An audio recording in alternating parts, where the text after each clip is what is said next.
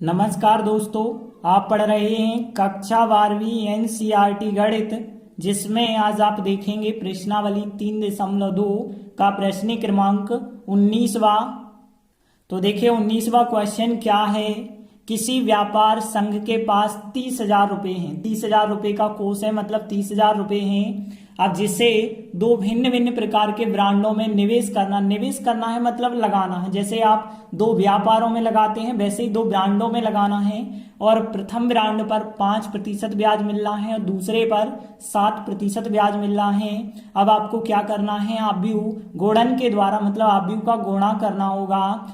30,000 रुपए का जो कोष है, इस प्रकार से आपको दो ब्रांडों पे निवेश करना है। तो कैसे आप दो ब्रांडों में 30,000 रुपए को बांट करके लगाएंगे कि ब्याज एक तो आपको 1,800 रुपये मिल जाए और एक तो ब्याज आपको 2,000 रुपये मिल जाए। तो देखिए यहाँ पे 30,000 रुपये की जो राशि है, दो ब्रांडों में आपको लगानी है या निवेश करनी है, और इस प्रकार से लगानी है कि एक तो 1,800 रुपये ब्याज मिलना चाहिए और एक तो कितना ब्याज मिलना चाहिए, 2,000 रुपये। तो देखिए यहाँ पे जो कुल राशि है वो कितनी है, 30,000। तो 30,000 के दो भाग, अब आपको पता तो है नहीं कि एक भाग 2 गुना है कि 3 गुना है कि बराबर है, बिल्कुल पता नहीं है। तो मान के चलेंगे एक भाग x है और दूसरा भाग जो है 30,000 माइनस x है। तो दो भाग आपको इसी प्रकार से मानने होंगे, एक भाग x होगा, एक भाग 30,000 माइनस x। दोनों का टोटल भी करके देखेंगे तो x से x कट जाएगा, 30,000 ही दोनों का टोटल होगा। तो मान के चलेंगे हम कि जो पहले प्रकार का ब्रांड है, प्रथम ब्रांड पर x रुपये हम निवेश कर रहे हैं और दूसरे ब्रांड पर 30,000 माइनस x रुपये निवेश कर रहे हैं। तो देखिए हम मान के चले प्रथम ब्रांड जो है उस पे x रुपये निवेश किए जा रहे हैं और जो द्वितीय प्रकार का ब्रांड है उस पे 30,000 माइनस x रुपये निवेश किए गए। अब देखिए हमें जो है सवाल पूरा का पूरा आव्यूहों के द्वारा करना है, इस वजह से हम x को और यहाँ 30,000 माइनस x को आव्यूह के रूप में मान सकते हैं। तो फिर यदि मान के चलिए a आव्यूह यदि आप इनसे बना लेते हैं तो देखिए a आव्यूह क्या बनेगा, x और 30,000 माइनस x का। तो देखिए दो ही अवयव हैं, तो यहाँ पे दो अवयव हैं, तो आप एक पंक्ति के रूप में बना लेते हैं। एक हो गया x और एक हो गया 30,000 माइनस x। एक ही पंक्ति में एक आव्यूह बना लिया हमने। अब देखिए यहाँ पे तथा अब देखिए जो ब्याज की दर है, एक 5% है और एक 7% है। इनसे हम एक b आव्यूह बना लेते हैं। तो अब देखिए b आव्यूह जो बनेगा, अब देखिए यदि आप b आव्यूह जो है ऐसे मान के चलेंगे 5% और 7%, तो देखिए यहाँ पे a आव्यूह में भी पंक्ति है और b आव्यूह में भी पंक्ति वाला मान लिया, तो इनका गुणा फिर संभव नहीं होगा। तो यहाँ पे एक आव्यूह हमें पंक्ति में मानना होगा, तो एक स्तंभ में मानेंगे। तो यहाँ पे जो b आव्यूह होगा इसे हम स्तंभ में मानेंगे, तो 5% और यहाँ 7%। देखिए स्तंभ में हमने इस b आव्यूह को माना।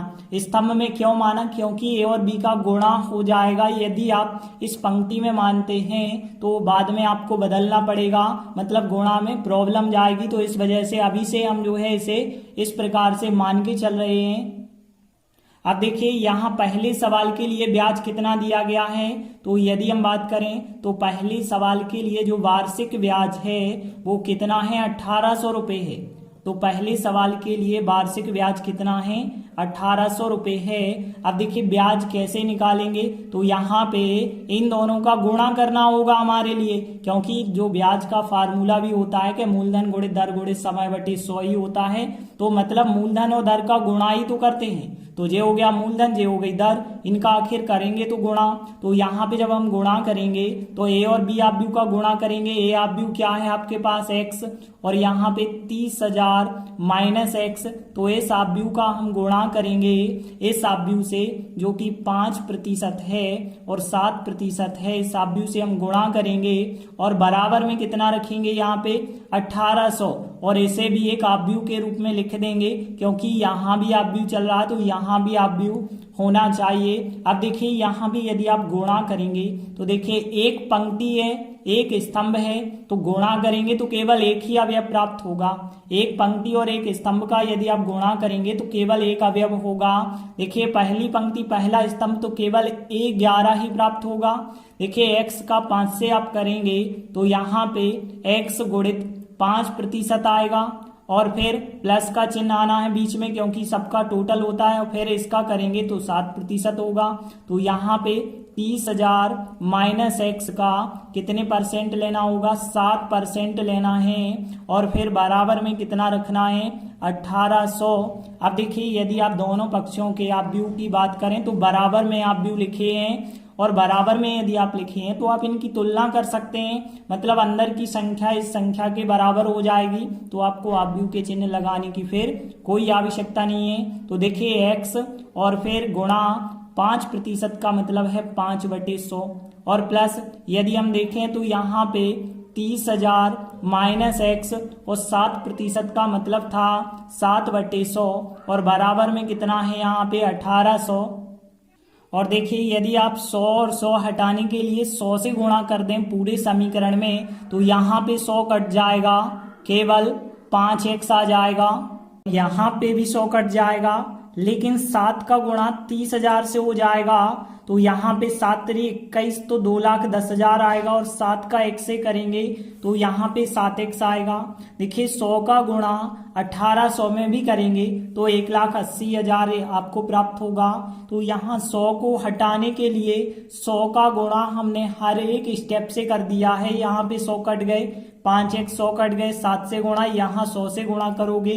अब देखिए x का मान चाहिए तो x एक तरफ कर लें और अंक एक तरफ कर लें। देखिए 5x में से 7x घटाएंगे तो 2x माइनस के बचे होंगे, तो यहाँ माइनस के 2x और 2,10,000 उस तरफ ले जाएंगे, तो 1,80,000 में से 2,10,000 घटाएंगे तो माइनस के 30,000 बचे।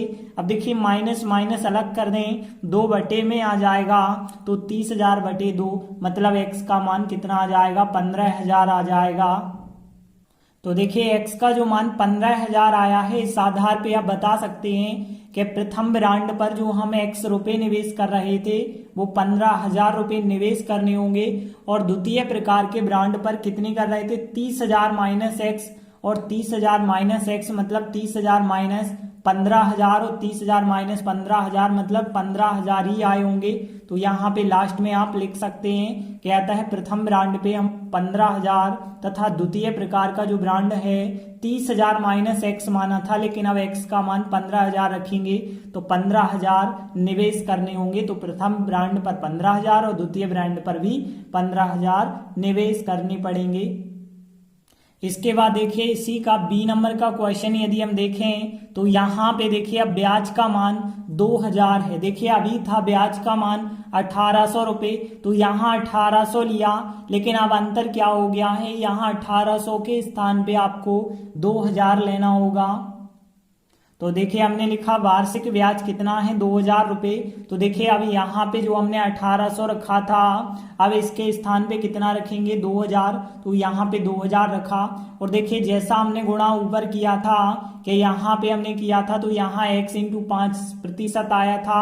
तो देखिए यहाँ भी यदि हम गुणा करेंगे तो देखिए आव्यूह का गुणा आप लोगों को पता है, पंक्ति का गुणा स्तंभ के साथ होता है, तो x का गुणा 5% से होगा, तो x का 5% आएगा, और इसका गुणा 7% से होगा, तो हमने लिखा x का गुणा 5% से प्लस यहाँ 30,000 माइनस x का 7% से गुणा, और बराबर में चल रहा है 2,000। देखिए यहाँ पे यदि हम देखें एक अवयव है आव्यूह के अंदर, यहाँ भी एक अवयव है, यदि आप तुलना कर देते हैं तो यहाँ की पूरी संख्या 2,000 के बराबर हो जाएगी। तो 2,000 के बराबर हमने लिखा 5% का मतलब 5/100, 7% का मतलब 7/100।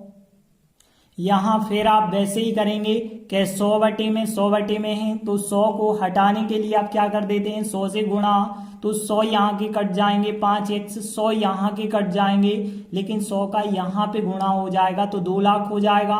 तो यहाँ पे 100 कट गए, 5x आए होंगे, और यहाँ पे 100 कट गए, लेकिन 7 का तो गुणा करना होगा, 2,10,000, और 7 का जब आप x से करेंगे तो 7x आएगा यहाँ पे, और यहाँ पे 100 कट चुके हैं, लेकिन 100 का गुणा यहाँ पे यदि आप करोगे तो 2 लाख। अब 5 में से 7x घटाएंगे -2x, और 2,10,000 को आप उस तरफ ले जाएंगे तो 2 लाख में से 2,10,000 घटाएंगे तो -10,000 आ जाएगा 2x का मान। माइनस से माइनस अलग कर दें आप तो x बराबर फिर 5,000 आ जाएगा। अब देखिए x का मान यदि 5,000 आया है तो प्रथम ब्रांड पर 5,000 निवेश करने होंगे, और द्वितीय ब्रांड पर क्योंकि एक x माना है और एक 30,000 माइनस x, तो एक पर तो 5,000 हो गए, दूसरे पर कितने होंगे, 30,000 में से 5,000 घटा देंगे, मतलब 30,000 में से 5,000 यदि आप घटाएंगे तो 25,000 जो है दूसरे प्रकार के ब्रांड में आपको निवेश करने होंगे। तो देखिए यहाँ पे हमने लिखा, कहता है प्रथम प्रकार का जो ब्रांड है उस पे 5,000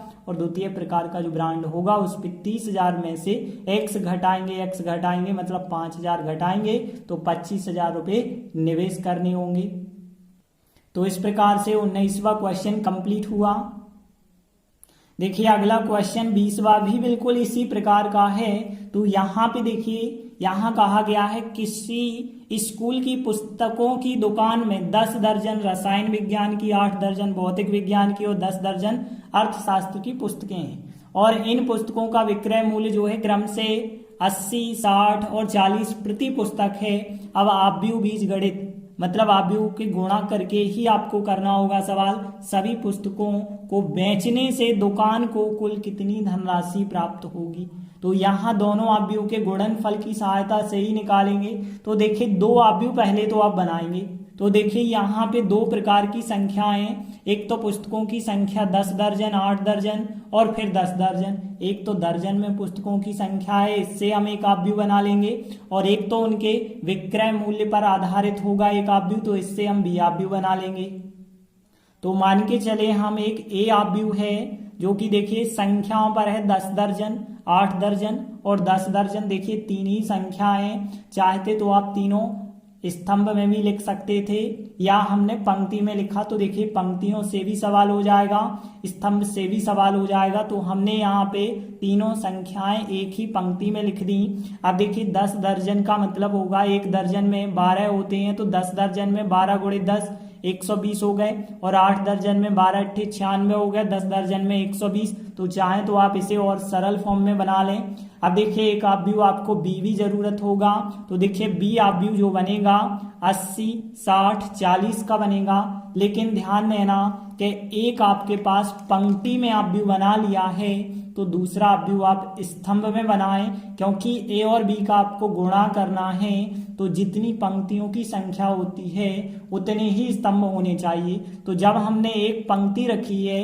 तो एक ही स्तंभ होना चाहिए। तो बी आव्यूह जो हमने माना केवल एक ही स्तंभ में माना, 80, 60, 40। ध्यान रखना यहाँ चाहते तो हम बी आव्यूह एक पंक्ति में बना सकते थे, लेकिन फिर गुणा नहीं होता।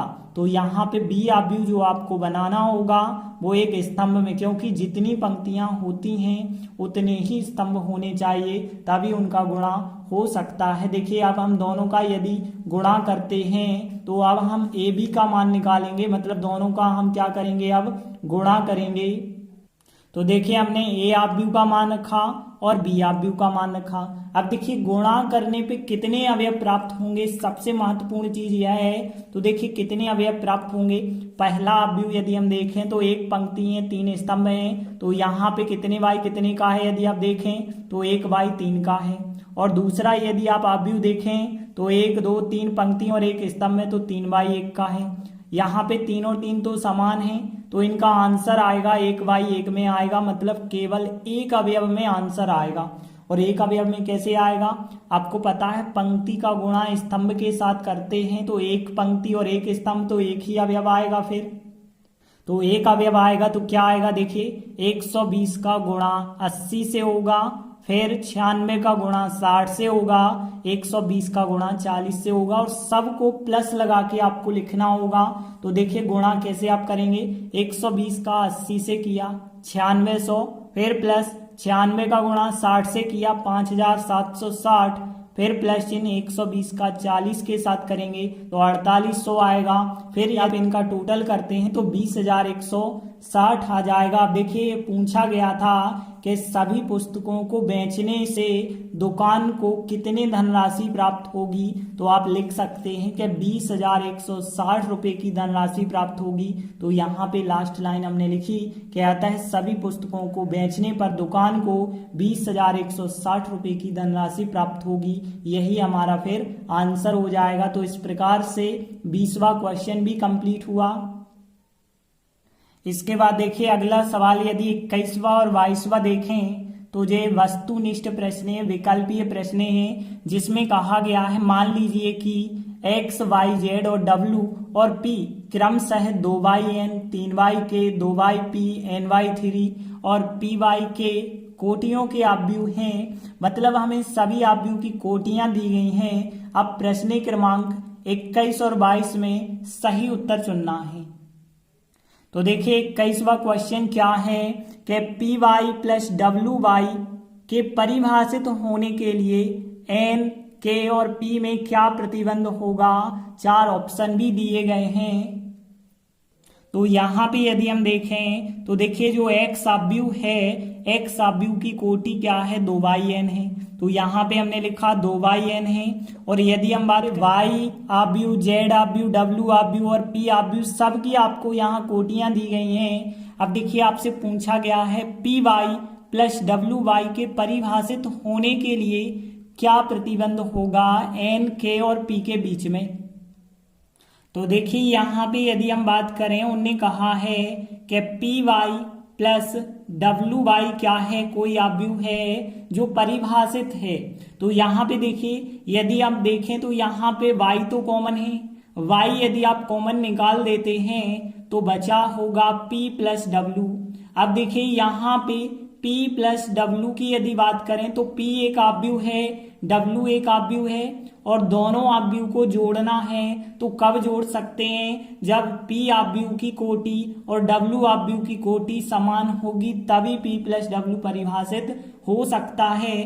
तो p आव्यूह की कोटि क्या होती है, यहाँ पे देखिए p गुणित k, तो यहाँ पे p गुणित k कोटि जो है w की कोटि क्या है, n/3 है। तो n/3 के बराबर होनी चाहिए। मतलब यहाँ पंक्ति, स्तंभ, यहाँ भी पंक्ति और स्तंभ। तो यहाँ की P जो आव्यूह है इसकी जो यदि हम बात करें तो P पंक्ति होनी चाहिए, K स्तंभ होने चाहिए और W की कोटि n/3 है, मतलब n पंक्ति और 3 स्तंभ होने चाहिए। अब देखिए यहाँ P और W को यदि आप जोड़ना चाहते हैं तो इसकी कोटि और इसकी कोटि बराबर होनी चाहिए। यदि आप तुलना कर देंगे तो P का मान n के बराबर होना चाहिए और K का मान 3 के बराबर होना चाहिए। तो देखिए यहाँ आंसर यदि आप देखें तो P बराबर n होना चाहिए और K बराबर 3, मतलब A नंबर का आंसर करेक्ट आंसर होगा। अगला देखिए 22वां सवाल है, यदि n का मान P के बराबर हो जाए तो 7x माइनस 5z आव्यूह की कोटि क्या होगी। तो देखिए ध्यान देना, 7x माइनस 5z आव्यूह की कोटि हमसे पूछी गई है। तो एक चीज देखिए, यहाँ पे x एक आव्यूह है, z एक आव्यूह है। x में से z आव्यूह को आप घटाते हैं तो कब घटाया जा सकता है, जब x आव्यूह की कोटि और z आव्यूह की कोटि कैसी हो, बराबर हो। अब देखें x आव्यूह की कोटि कितनी है, 2yn है, मतलब 2 पंक्तियां, n स्तंभ हैं। z की यदि हम बात करें तो z की कितनी है कोटि, 2p है। तो देखिए यहाँ पे यदि हम देखें तो यहाँ भी 2 पंक्तियां हैं और p स्तंभ हैं। देखिए जब यहाँ पे यदि आप देखें तो तुलना करेंगे तो 2 बराबर 2 आ रहा है, n बराबर p आ रहा है। अब यदि आप इन्हें घटाएंगे तो एक जो आव्यूह आपको प्राप्त होगा वो भी इसी कोटि का प्राप्त होगा, या तो आपको 2p का प्राप्त होगा या फिर आपको 2n का प्राप्त होगा। क्योंकि n और p तो बराबर ही है, तो चाहे हम p लिख दें या n लिख दें कोई अंतर नहीं है। तो या तो आप 2 गुणित p आंसर लगाएंगे या तो 2 गुणित n आंसर लगाएंगे। अब ऑप्शन पे डिपेंड करता है, तो देखिए ऑप्शन 2 गुणित n लिखा है, 2 गुणित n पे आंसर लगाएंगे। पलट के आप p गुणित 2 पे नहीं लगा सकते, क्योंकि यहाँ पे पंक्तियां हैं, यहाँ स्तंभ हैं, यहाँ पलट के नहीं आप आंसर लगा सकते, क्योंकि यहाँ पंक्तियां p स्तंभ 2 गलत हो जाएगा। 2 पंक्तियां हैं, p स्तंभ हैं, या फिर हम 2 पंक्तियां कह सकते हैं, n स्तंभ कह सकते हैं, p और n आपस में बराबर हैं, ये तो पहले से आपको पता है। तो यहाँ पे या तो आप 2 गुणित p उत्तर लगाएंगे या तो आप 2 गुणित n, तो बी नंबर का आंसर करेक्ट आंसर होगा। तो इस प्रकार से दोनों विकल्पीय सवाल भी कंप्लीट हुए। इसी के साथ हमारी प्रश्नावली 3.2 भी कंप्लीट हुई। आगे की वीडियो में हम आगे के सवाल करेंगे। तब तक के लिए धन्यवाद।